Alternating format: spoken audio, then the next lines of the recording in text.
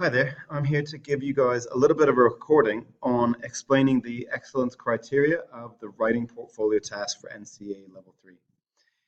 The first thing that I wanted to highlight is just that this piece is assessing two pieces of writing, just so that you're aware of that.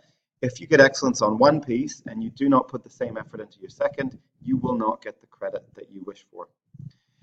The most important phrase to understand excellence is this one: commanding attention. What does it mean to command attention with a piece of writing? The first way is with ideas. If your ideas are complex, or they're unique, or they're personal, you're on your way to getting an excellence at level 3. The second way is crafting. What does crafting mean? Crafting is write like you're giving a speech. That's what I want you to be thinking of. If you're writing as if you're giving a speech, you're using rhetorical devices. You're using rhetorical questions. You're using repetition.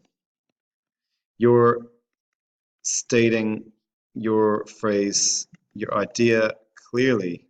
You may be using a mix of sentence lengths. Okay? That's what you need to do to command attention. And I'll be posting another video looking at some exemplars shortly.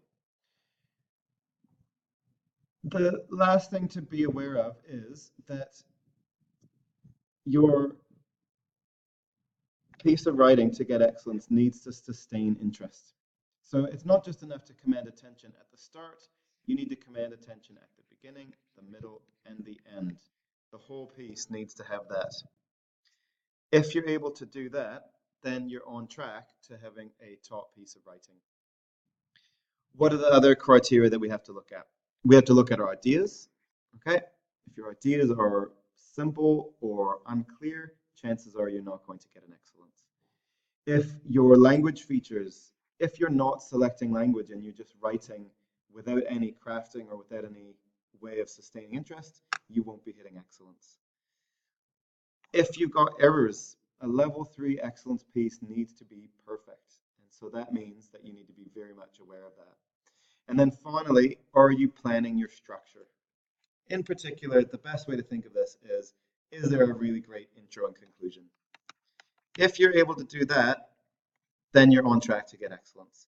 And I really hope that you're able to really push yourself for this.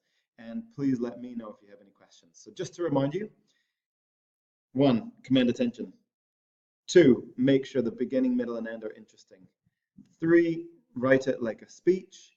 And then 4, make sure your intro and conclusion are in good shape. If you do that, you're on track for excellence.